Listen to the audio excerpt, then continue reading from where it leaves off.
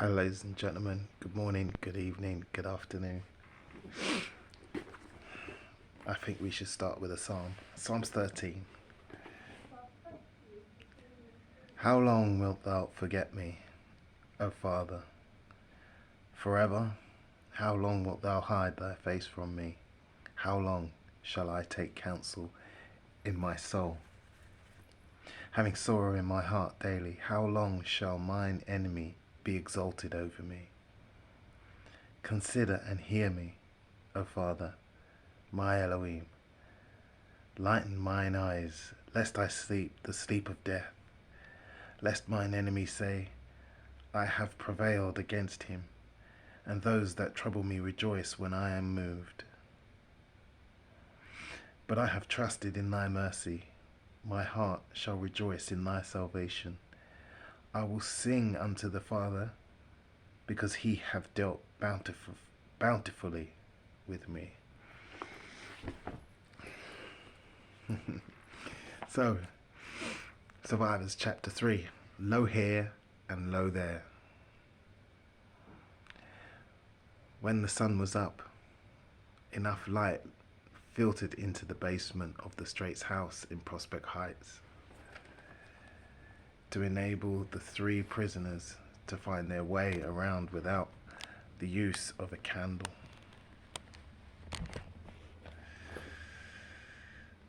Chloe designated one corner of the basement as the latrine. Water was no longer flowing through the pipes, so she urged everyone to drink their fill of water from one of the smaller containers, and then instructed them to use that to catch their urine. They would do that with all of the containers as the water supply dwindled. We may have to recycle it if we run out of water, Chloe explained. Gross, said Raimi. Like, why don't we just get water from upstairs? One problem, said Chloe. There is none. Pipes have probably broken somewhere closer to where the bomb hit.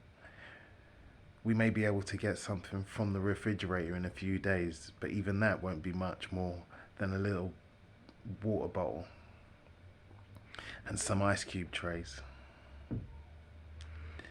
I'm not saying that we would actually drink our own urine, but we have to be prepared just in case. Chloe found some old newspapers and put them in the corner along with some cardboard boxes to catch bowel movements. And what are we going to do about the smell? Asked Raimi. One of two things, said Chloe, who was beginning to lose patience with her younger brother.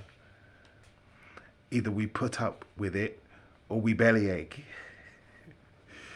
And we already know which one you're going to do. Irene remained silent and in deep thought. She was facing a difficult decision. Then at 9 a.m., according to Chloe's watch, some 5 hours after the bombs had landed, the trio looked up as one when they heard footsteps running across the floor above them. The basement door flew open and Vernon and Elaine Billings came tripling down the stairs. Light from the house above was blinding to those who had become accustomed to maneuvering in the dark, and the darkness below was equally blinding to Vernon and Elaine. Quickly, close the door, shouted Chloe. Elaine Billings promptly shut the door and then reached out for her husband's shoulder as she stumbled in the darkness. Vernon Billings was a big man, and he had no difficulty holding up his much smaller wife. My, it certainly is dark down here, Pastor Billings remarked, as he held tightly to the railing. Don't y'all have any candles? We do, but we're conserving them, Chloe said coldly. She knew that she should be more polite to the minister and his wife. They were always sweet and polite to her, and yet something about them rubbed her the wrong way. Sister Straight, you must hear what has happened. exclaimed Vernon Billings. Go ahead, tell him, Elaine. Elaine Billings obediently responded. You see, Irene? You see, Irene? We prayed about this business in Montana. After Vernon talked to you on the phone this morning, we asked God to give us the sign if this really was him. We were both sitting there in the cellar having breakfast when it happened. Vern heard this voice. Well, we both did, she said, with a nervous look toward her husband. And it said, come. Just like that, it said, come. Pastor Billings picked up the story from there. We talked about it for a while, and then Elaine went up to the kitchen and brought down her promise box. We pulled out a card, and it was the one from the end of Mark's Gospel where it says, if you eat any deadly thing, it will not hurt you. Can you see, Sister Straight? God was saying, can you see what he was saying? He was giving us a promise that he would protect us. He was giving us a promise if we would just head out of Montana right now. We've packed food, water, and a few clothes. We're ready to go.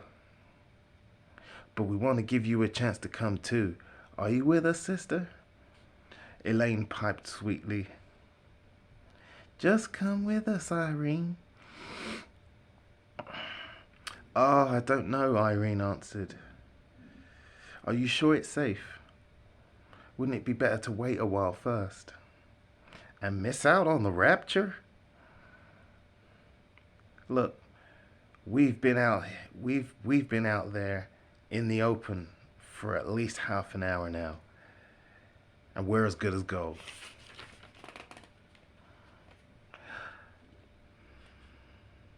I was scared too, at first, but I'm not now.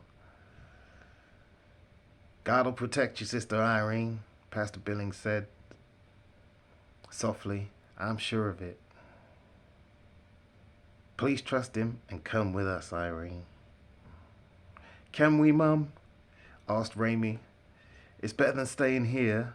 Look, it hasn't hurt them. What about you, Chloe? Will you come with us? Irene asked, the pained expression on her face pleading desperately with her daughter. No way! If you want to do something stupid like that, I don't want to be part of it. Seriously, Mum, do you think this is the way God would do it? I think you're all panicking because things didn't turn out the way you expected. Just admit that you were wrong. It's no big deal. I come across this doubting spirit, Pastor Billings said, and his eyes narrowed and he lifted his hand towards Chloe. The big man looked even bigger as he stood a few steps from the bottom of the stairs in the semi-darkness. Chloe recoiled in shock, and she had never seen this side of the man before, and she did not like it at all. I rebuke you, doubting spirit, in Jesus' name, he shouted dramatically, and then Pastor Billings lowered his hand and resumed his saccharine voice. The car's waiting outside, he said softly. It's your chance now. You can step out in faith, or you can stay here and miss the rapture.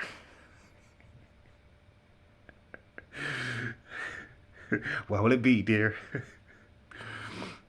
It's time to leave. And he started to move and back toward the staircase. Please, Chloe, said Irene pathetically. Please come with us. As she too moved towards the stairs. Mum, no! You don't know what you're doing, Chloe shouted, shocked that her mother was so quick to believe two people who had talked themselves into believing what they too badly wanted to believe. What about Daddy? Tell him that I love him, was all that Irene could get out before she turned and raced, sobbing up the stairs. Elaine and Vernon had already reopened the door and stepped out into the hallway near the kitchen. "Are you coming, Raimi?" Irene said, almost as an afterthought. She had naturally assumed that young Raimi would go along with whatever she decided. "Bye, sis," Raimi said, with a one-armed hug. "Sorry for all the bad times I gave you." And he too headed up the stairs. Chloe was too shocked to answer. Raimi was at the top of the stairs before she could say a word. And then all she said was, "Raimi, no!" And they were gone.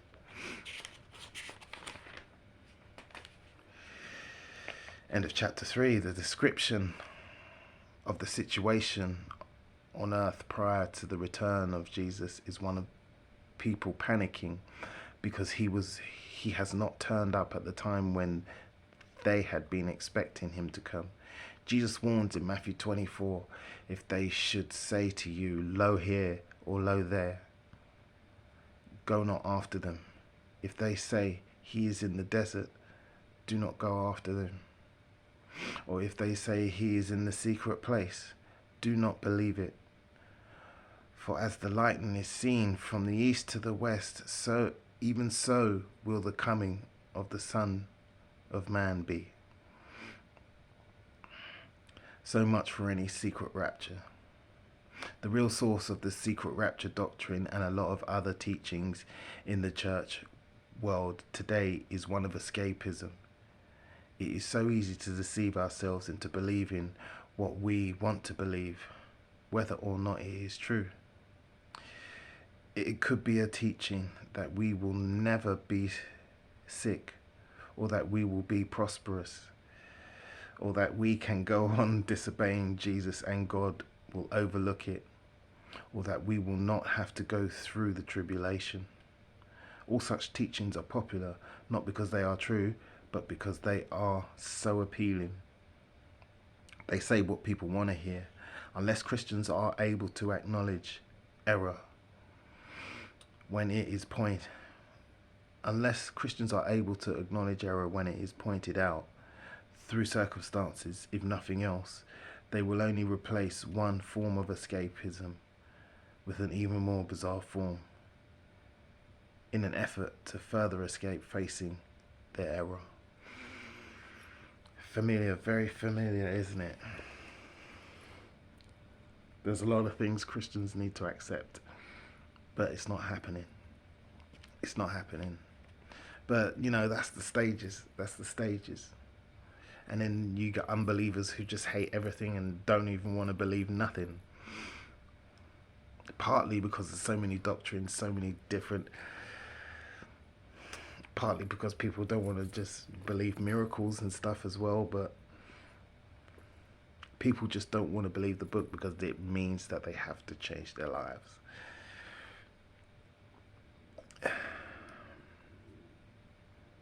But with our awakening and us being able to prove and to reveal that this book is actually talking about us, and even being able to point out in scripture, this is talking about us, that's very hard to take. I totally understand that, but European Christians and Christians all over the world, you really need to get a grip on it, and you need to hope it doesn't jeopardize your salvation, not being able to accept who we are. Because like I said, when things get bad, they get even worse for us, and you turn on us. That has happened throughout history, constantly, even recent history. Since emancipation, when things get bad for you, you turn on us. Just look at now, with the cost of living crisis. Everyone's like, "Oh, migrants, stop the boats, blah blah blah," when literally the walls are closing in on us. They're going to take away our rights. They want to put transhumanism on us. They want us to keep taking their vaccines, CBDC and everything. You could just run off the list. But no, people want to focus on stupid little things instead. Fully divided, fully conquered. Just as what happened to us and the fall of Jerusalem, it's always been that way in the Western world. This is the whole reason why they keep doing migration again and again and again every 30 years or so. But what's ridiculous is all the migrants, especially in New York City, all those Irish and Italian migrants who came in the late 19th century.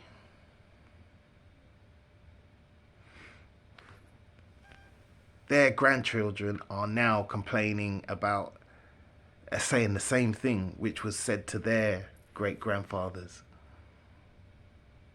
Oh, migration, immigration, oh, these illegal immigrants, blah, blah, blah. That's why you'll never hear me speaking out against immigrants, because I know it's part of the plan. And also, many of us are children of immigrants, so it's just a plan to get us sniping at each other, blaming each other, pointing the finger while the walls close in. So low here, low there. Matthew 24. Now, you should know Matthew 24 by now. If you don't, like, shame on you. You have no business being here. Like, it's just the most popular. It's got to be one of the most populars.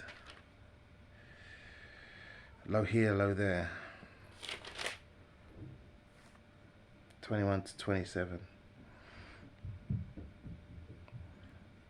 For then shall be great tribulation, such as was not since the beginning of the world to this time, no, nor ever shall be. And except those days should be shortened, there should no flesh be saved. But for the elect's sake, those days shall be so shortened.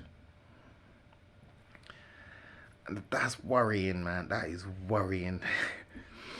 Because this is what I mean. This is what I'm talking about. There's going to be days when we're under serious pressure. We're fleeing, and those days are going to be shortened.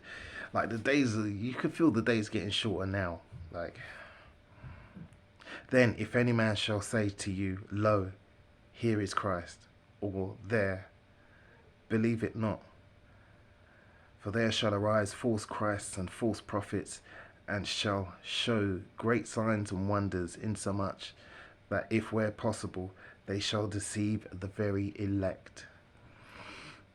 Now for us conspiracy minded brothers, bang, that's it. Project Bluebeam, the whole alien agenda, right there. The great signs, false Christs, fooling the very elect. Behold, I have told you before. Wherefore, if they shall say unto you, behold, he is in the desert, go not forth. Behold, he is in the secret chambers, believe it not. For as the lightning cometh out of the east, and shineth even unto the west, so shall also be the coming of man. It means like everybody's going to see it. It's going to be seen for miles and miles and miles and miles. Every eye shall see. It's going to be undoubtable, undeniable.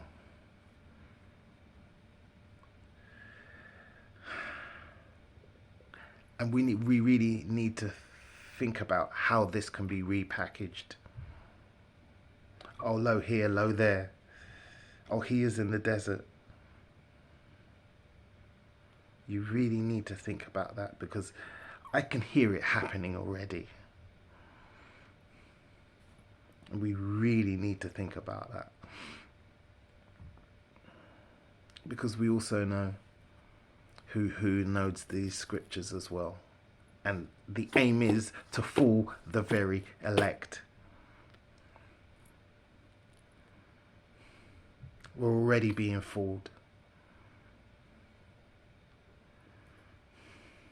We are already being fooled. Everybody denying what's happening. Everybody thinking climate change is everybody, yeah, on the climate change bandwagon.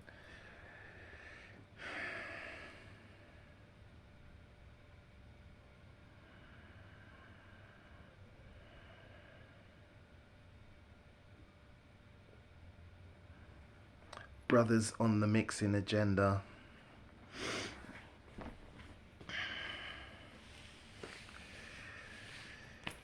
They all want to take European girlfriends and wives. And when you find out it's an agenda, when you find out this is what happened before slavery, when you find out all these decades it's been a problem, and then literally suddenly we come out of lockdown and it's an agenda, it's all over the television. And you open up this book and you read what the Most High says. Do not go there, because you will stray from me. Strange wives. So it is clear to me that it's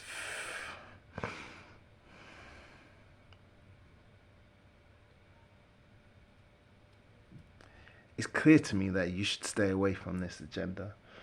And it's clear that it's actually what they're doing. They're taking us away from our Elohim. And they are also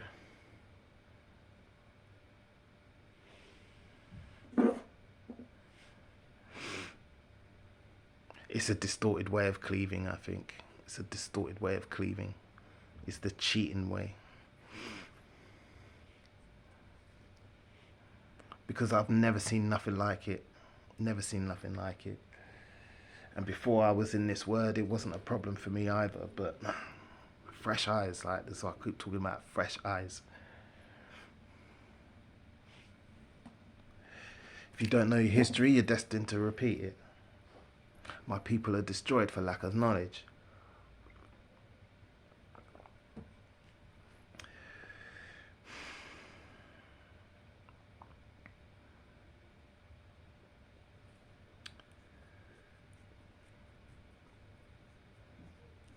I totally lost something there.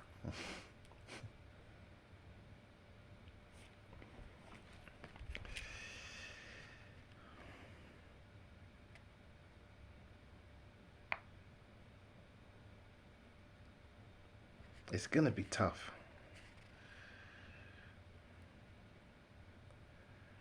People hear what they want to hear.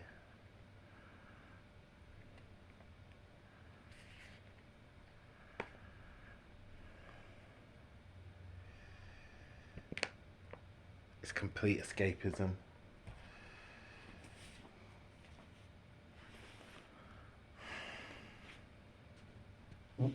Yes, that's it. Remembered. The distorted way of cleaving.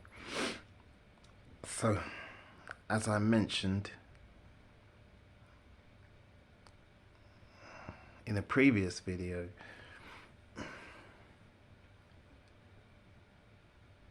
cleaving might be very important to your salvation. You can't step aside while we're under attack, while we're being persecuted, while we're being hunted down, which I know is going to happen because history says it's going to happen. And so do the scriptures. Can you hide? Can you step back? Can you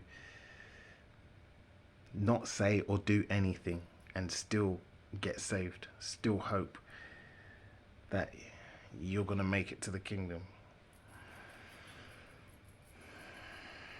This is something you guys really need to think about.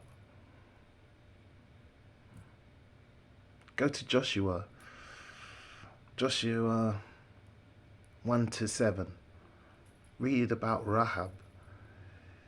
I mean, this lady, she was a harlot, for crying out loud. She got to be one of us. She was invited into the family because of what she did, because of how she cleaved. These stories ain't there for no reason.